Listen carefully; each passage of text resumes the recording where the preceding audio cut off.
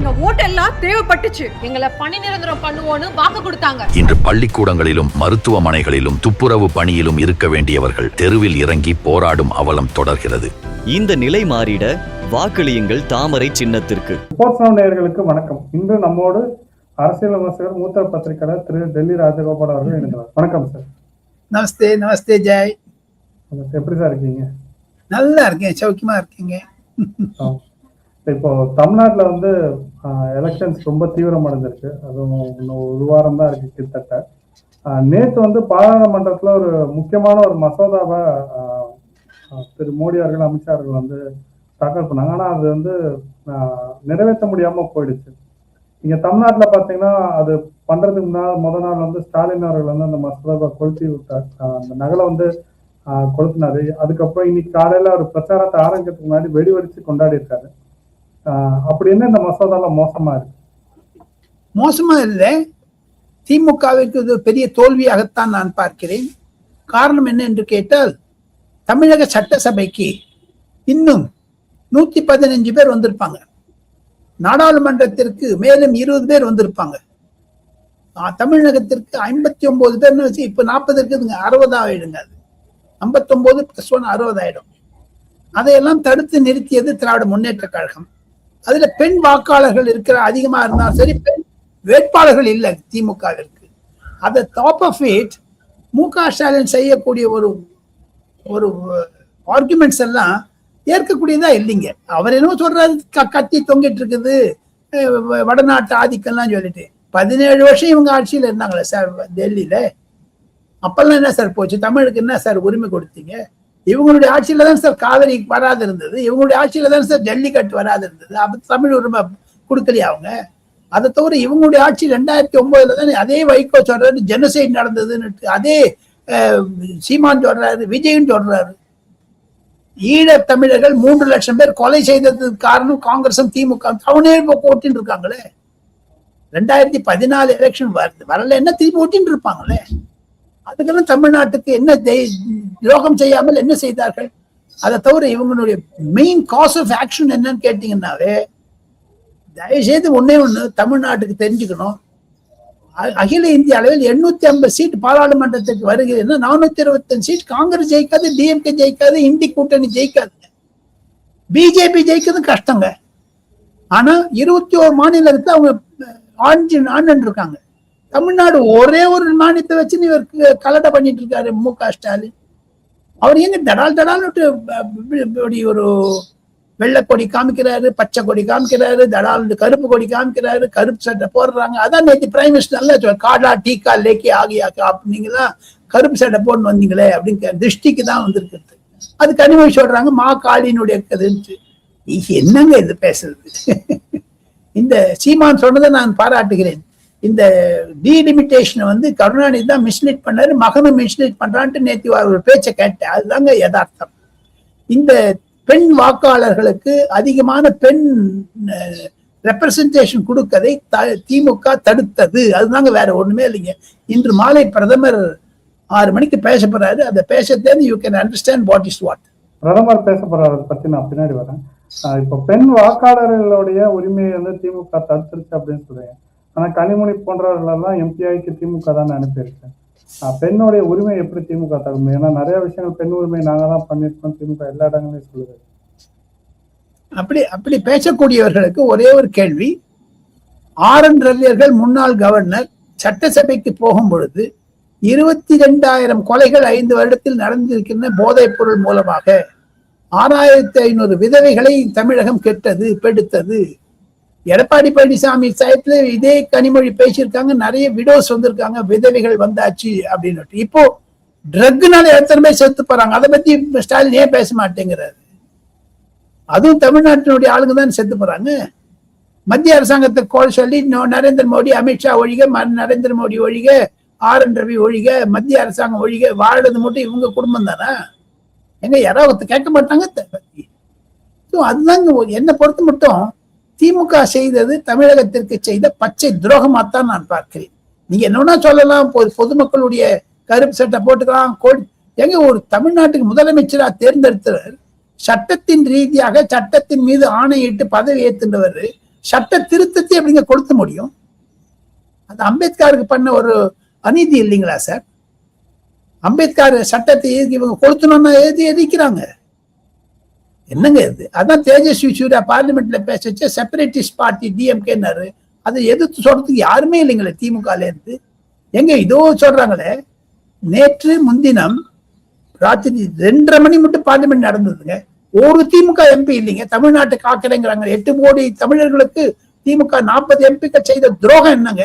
என்னென்ன தமிழ்நாட்டுக்காக ஒரு திட்டத்தை கொண்டு வந்தாங்களா சார்? மு.க. ஸ்டாலின் வந்து ஒரு பிரைம் மினிஸ்டருக்கு எழுதின லெட்டர் ஒரு பெரிய பஞ்ச் மாதிரி கொடுத்து ஃபைல மாதிரி கொடுத்து அனுப்பிச்சாங்க. அதை பத்தி பேசுன்னா பொத்தம் பேசுறது கிடையாது. ராகுல் காந்தியுடைய வாழை பிடிச்சுட்டே போறாங்க. போட்டு சோரி, ஹிண்டன்பர்க் ரிப்போர்ட், பிகாசிஸ், அப்புறமா வந்து ரஃபேலுக்கு தமிழ்நாட்டுக்கு என்ன சம்பந்தம் சார்? ஏங்க தமிழ்நாட்டுக்கு அவங்க திமுக ஒண்ணுமே செய்யல? அதெல்லாம் யார் சார் கேட்க போறாங்க? பெண் வாக்காளர்களுக்கு பெண் எம்பிக்களையும் பெண் எம்எல்ஏக்களையும் வருவதை தடுத்தது. அதான் எடப்பாடி பழனிசாமி, சீமானும் விஜய் நல்லா சொல்றாங்க. திசை திருப்பம் முன்னேற்ற கழகம் விஜய் பேசினது கரெக்ட் தான். அவர் விஜய் நிறைய வந்திருப்பாரு கரூர் திசை திருப்பினாங்க. இப்ப பாருங்க, விமென்ஸ் பில் இவருக்கே திசை திருப்பி விட்டாங்க. இது ஒண்ணு தமிழ்நாடு அரசியல் எடுபடாது. ஏன்னா போதைப் பொருளுக்காக திமுகவுக்கு எதிராக இருக்கக்கூடிய அந்த ஒரு அழுத்தம், அதை மறைக்கிறதுக்கு தான் டைவர்ட் பண்ணி விட்டாரு இந்த கருப்பு சட்டை போட்டுனுட்டு. அவங்க வீட்டுல பணம் எரியுதுங்க சார். ஒவ்வொரு தெருக்கு 2-3 பணம் ஒழுதுங்க சார். கள்ளச்சாராயம் குடிச்சிட்டு என்னுடைய பார்த்த நண்பர் ஒருத்தர் என்னோட கிளாஸ்ல படிச்சான். அவனுடைய மகனும் மருமகளும் எம்பிபிஎஸ் படிச்சு டாக்டர் வந்து பெரிய ஹாஸ்பிட்டல் வேலை செய்யறாங்க. டெய்லி ஸ்டாலின் தானே, திமுக அரசாங்கம் தானே. அதுக்கு அந்த விதவைகள்லாம் யாரு, விடோக்ஸ் யாரு பார்க்க போறாங்க? ஸ்டாலினா பார்க்க போறாரு. நாளை காலத்தால் தோத்து போய்த்தானே மூட்டை முடிச்சு கட்டி போயிடுவாங்க. அவருக்கு ஒரே ஒரு இன்டென்ஷன், எடப்பாடி பழனிசாமி சொல்ற மாதிரி, விஜய் சொல்ற மாதிரி, சீமான் சொல்ற மாதிரி தன் மகனை முதலமைச்சர் ஆக்கி விட வேண்டும். அது அமித்ஷா திருப்பி திருப்பி சொல்லிட்டார். இதுதாங்க என்னங்க இது? அது குடும்ப ஆட்சி என்னதுங்க? அது மன்னர் ஆட்சின்னு சொன்னது கரெக்ட் தானே. டெல்லியிலிருந்து ஜெய் குறைந்தது 15-20 சீனியர் எடிட்டர்ஸ் வந்தாங்க. பல தொலைக்காட்சிகள் இருந்து, ஆஜ் தக், ஏபிபி மாசா, India today, news times now போன்ற தொலைக்காட்சிகள், அதை தவிர ரிப்பப்ளிக் வந்த அனைவருக்கும் எனக்கு 40 நண்பர்கள். அருணாப் கோஸ்வாமி காரணம், அவருடைய தொலைக்காட்சியில் நான் பங்கேற்கிறேன் அந்த விவாதத்தில். அவங்கள தமிழ்நாட்டுக்கு போயிட்டு வந்த பிறகு சொல்றாங்க, DMK is facing anti incumbency Rajagopal. இதெல்லாம் மனத்துல வச்சுக்கணும். இப்போ பொதுவா பெண்களுடைய மசோதாவை தான் எடுத்தாங்கன்னு பிஜேபி சைட்ல இருந்து சொல்றாங்க.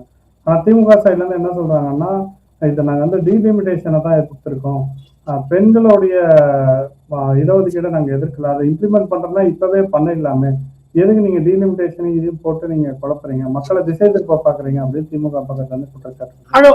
ஆக மொத்தம் இந்த 543 இருந்து பண்ணணும்னு சொல்றாங்க இல்லையா அவங்க? ஆமா. எங்க 850 பண்ண என்ன தப்பு? 543 வந்து பழசு, குறைஞ்சது 20-30 வருஷமா வந்துட்டு இருக்குது. அது மாறுதல் வேண்டாமா உங்களுக்கு? ஜனத்தொகை பெருந்தது மொத்தம் 120. ஒரே நிமிஷம் ஜெய், 120 தொகுதி இந்தியாவில இருக்க த்ரோட்டு 40 லட்சம் 30 லட்சம் ஓட்டு இருக்கும்போது ஒரு எம்பி ஆறாங்க. தமிழ்நாட்டுல 3 லட்சம் தானே இருக்குதுங்க, ஒரு மேக்சிமம் 4 லட்சம். அப்ப 28 லட்சம் இருக்கணுக்கெல்லாம் 120 தொகுதி இருக்கு இந்தியாவில். அது மாதிரி அவங்களுக்கெல்லாம் ஒரு ஏமாற்றம் இல்லையா, பாகுபாடு இல்லையா? அது தமிழ்நாட்டுக்கு வந்து 3 லட்சம் ஒரு எம்பி, அங்க 28 லட்சம் பேருக்கு ஒரு எம்பி. மல்காங்கிரிங்கிற இடத்துல 48 லட்சம் இருக்குது. ஏரியா பாருங்க, 600 ஸ்கொயர் கிலோமீட்டர். தமிழ்நாட்டுல என்ன 150 ஸ்கொயர் மீட்டர் கூட இல்லை, கிலோமீட்டர் கூட இல்லை. இது என்னங்க இது? வேதுவா அதுக்காக லிமிட் பண்றதுங்கிறது அதானுங்க. எங்க 5 வாட்டி பண்ணிருக்காங்க சார் இந்தியால டீலிமிட்டேஷன். இவர் ஏங்க எதிர்க்கிறாரு? மகளிர் மசோதாவை எதிர்த்ததுக்கு காரணம், டீலிமிட்டேஷனுக்கு எதிர்த்ததுக்கு காரணம், திமுக ஆட்சிக்கு வராது, 850 எம்பி ஆகினாங்கன்னா, 410 எம்எல்ஏ ஆனாங்கன்னா திமுகவுக்கு வாக்களிப்பதற்கு ஆள் இருக்க மாட்டாங்க. விஜய் போன்றவர்களும் சீமான் போன்றவர்களும் புது சக்திகள்லாம் வந்துட்டுன்னா திமுக டைலிட் ஆயிடுங்கிற பயம் இருக்குங்க அவங்களுக்கு. பொதுவாக என்ன சொல்றாங்கன்னா, திமுக டீலிமிட்டேஷன் பண்ணும்போது சதர்ன் ஸ்டேட்டோட ரெப்ரசன்டேஷன் குறைஞ்சிடும். மக்கள் தொகை கணக்கெடுப்பு பார்க்கும் பொழுது அந்த தென் மாநிலங்கள் எல்லாத்துக்குமே வந்து அதோட ரெப்ரசன்டேஷன் வந்து குறைஞ்சிரும். ஒரு பில் கூட சதன் ஸ்டேட்டோட அப்ரூவல் இல்லாம நேற்று நாடாளுமன்றத்தில் அமித்ஷா சொன்னாரு, நான் இப்போ ஒரு அமெண்ட்மெண்ட் கொண்ட 50% அக்ராஸ் த போர்ட், யூபிக்கும் 50%, தமிழ்நாட்டுக்கும் 50%, கேரளாக்கும் 50%. இப்ப என்ன தொகுதி இருக்குதோ அதோட 50% கூட்டிக்குங்க, அவ்வளவுதான். அது ஏன் தயாரா இல்லை திமுக? ஏன் ஓடினாங்க? எங்க ஒரு விவாதம் நடக்கும்போது ராத்திரில இருக்கிறதே கிடையாதுங்க. அவங்க எல்லாம் பாதி பேருக்கு இன்ட்ரெஸ்ட் இல்லைங்க சார்.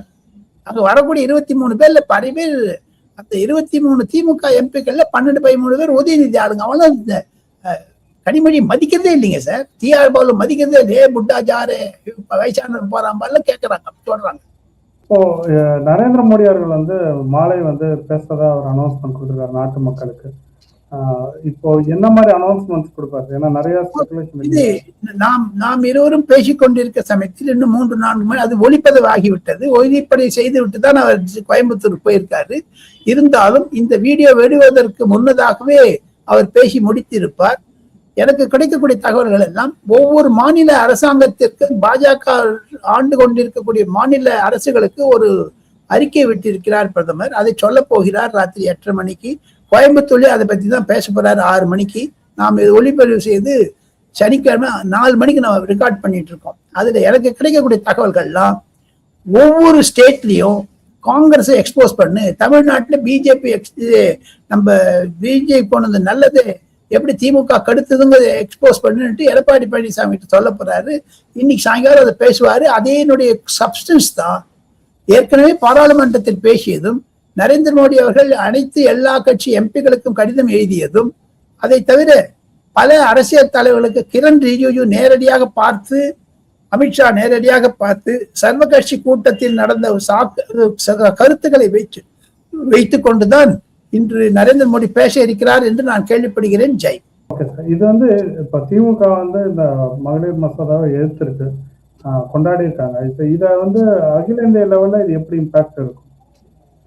அகில இந்திய ஏற்கனவே திமுக வந்து anti Hindu, anti Hindi, anti சனாதன்லாம் சொல்றாங்க. இப்ப வந்து ஆன்டி டினாமினேஷன், ஆன்டி உமன் ஆரம்பிச்சிருக்காங்க. திமுக வந்து எதுவுமே நல்லது நடக்கிறதுக்கு விரும்ப மாட்டாங்க சார். காலம் குடும்பம் வளரணுங்க சார். இன்னைக்கு திமுக அமைச்சரவையில 28 மந்திரியில 12-13 பேர் எடப்பாடி பழனிசாமி கிட்ட விரோதமா இருந்தவங்க தான் இப்ப ஏடிஎம்கேல இருந்து டிஎம்கேக்கு வந்திருக்காங்க சார். ஜெயலலிதா தயார் பண்ணப்பட்டவங்க அந்த சேகர் பாபு, ரகுபதி போன்றவர்கள். அவங்க எல்லாம் டெல்லியில வந்தபோது நான் ரகுபதியை அடிக்கடி பார்ப்பது உண்டு. அவங்க எல்லாம் வந்திருக்காங்க. காரணம் என்ன சொல்லி கேட்டேன், திமுக வந்து இப்ப நடக்குது ஒரு கூட்டாட்சி தான் நடக்குது, கூட்டணி தான் இருக்குது. Ex ADMK ministers, present DMK ministers, அதான் சொல்லாத கூட்டணி. இப்படி இருக்கும் பொழுது எப்படி ஸ்டாலின் வந்து பேசுறாருங்க, நாங்கெல்லாம் பெண்களுக்கு உரிமை கொடுக்க போறோம்னுட்டு. பெண்களுக்கு கேண்டிடேட்டே கொடுக்க முடியலீங்களே சார். ராஜ்யசபால கனிமொழின்னு NVN சோமனுடைய டாக்டர் இருக்காங்க, டாக்டர். அந்த அம்மா வந்து இப்போ ஒரு எம்பியா இருந்தாங்க. அவருக்கு ரிட்டர்ன் பண்ணி கொடுக்கல. கான்ஸ்டன்டன் ரவீந்திரன் கொடுத்துட்டு திருச்சிவா கொடுத்து முடிச்சுட்டார். மீதி 2 வேற கட்சிக்கான கொடுத்து, காங்கிரஸ் ஒண்ணு, தேமுதிக ஒண்ணுட்டு. எங்க பெண்மணியை நெருப்ப வைக்கல அவரு? எங்க கனிமொழிக்கு துணை முதலமைச்சராவோ இல்ல எம்எல்ஏக்கு நிற்கிறேன்னு ஏன் தடுத்தாங்க சார்? பெண்களுக்கு உரிமை கொடுக்காது இருப்பது திமுக தான் என்பதை ஆணித்தரமாக எடப்பாடி பழனிசாமி சொன்னார். அதை ராஜ்யசபாவில் நன்றாக பேசுகிறார். இன்பதுரை போன்றவர்கள், தம்பிதுரை போன்றவர்கள். வெஸ்ட் பெங்கால்ல இந்த இம்பாக்ட் எப்படி இருக்கு? ஏன்னா வெஸ்ட் பெங்காலுடைய முதலமைச்சரே வந்து ஒரு பெண்ணா தான் இருக்காங்க. இவங்க எல்லாருமே இந்தி கூட்டணியில இருக்காங்க. அப்படிங்கும்போது அங்கேயும் தேர்தல் நடக்க போகுது இந்த சீக்கிரத்துல. அங்க மேற்கு வங்காளத்தில் இருக்கிறது நூதனமா இருக்கும். ஒவ்வொரு ஸ்டேட்லயும் ஒவ்வொரு மாதிரி இருக்கும். ஜெய், வெஸ்ட் பெங்கால்ல இருக்குது என்னன்னு கேட்டீங்கன்னா, அங்கு மேற்கு வங்காளத்தினுடைய ஒரு டெமோகிராஃபி, பங்களாதேஷிலிருந்து வந்தவர்களும் சரி, பர்மா, மியான்மர் என்ற இடத்திலிருந்து வந்தவர்கள் தான் அதிகமாக இருக்கிறார்கள். அந்த முஸ்லிம் வாக்காளர்கள் 44% இருக்காங்க.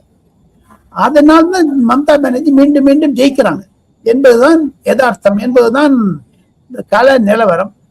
காரணம், 77 சீட் வாங்கினா 3 சீட் இருந்த பிஜேபி 2021 இப்ப பாருங்க, you take it from me, டெஃபினட்டா பிஜேபி மேற்கு வங்காளத்தில் ஆட்சி அமைக்கும் என்பதுதான் யதார்த்தம். இப்போ இந்த மகளிர் மசோதா எந்த மாதிரி இம்பாக்ட் அங்க கிரியேட் பண்ணும்? இன்று மாலை prime minister address to the nation பண்ண போறாரு. தேசத்துக்கு ஒரு அறிவுரை வழங்க போறாரு. அதுல இருந்து என்ன நடக்குன்னா, எப்படி காங்கிரஸ் எங்களை ஏமாத்திச்சு அப்படிங்கிறத பத்தி சொல்ல போறாரு. பெண்களுக்கு உரிமை, பெண்கள் 2029க்கு இந்த எக்ஸ்ட்ரா டீலிமிட்டேஷன் வராது, என்ன 2034 5 வருஷத்துக்கு தள்ளி போட்டுருவாங்க. ஆக மொத்தம் பெண்களுக்கு உரிமை 5-10 வருடங்கள் தள்ளி போட்டதாக இருக்கும். அதை பற்றி பிரைம் மினிஸ்டர் எதிர்கட்சி மீது தான் ஒரு சார்ஜ் பண்ணுவார். அவருக்கு குற்றம் அவங்க தான் இருக்குன்னு சொல்லுவார். ஒரு விதமான தாக்கத்தை ஏற்படுத்தாதுங்க தமிழ்நாட்டுல. இவங்க என்ன கருப்பு சட்டை போடலாம், கொளுத்தி விடலாம். காங்கிரஸோட நிலைப்பாடு அப்படின்றது எப்படி இருக்கு? அவங்க தான் இந்த பில்லை முதல்ல கொண்டு வந்தான்னு ப. சிதம்பரம் அவர்கள் சொன்னாங்க. ஆனா இப்ப அவங்க எதிர்க்கிறாங்க அப்படிங்கும்போது அது இல்லாம அவங்களுக்கு வந்து 10 வருஷம் வாய்ப்பு.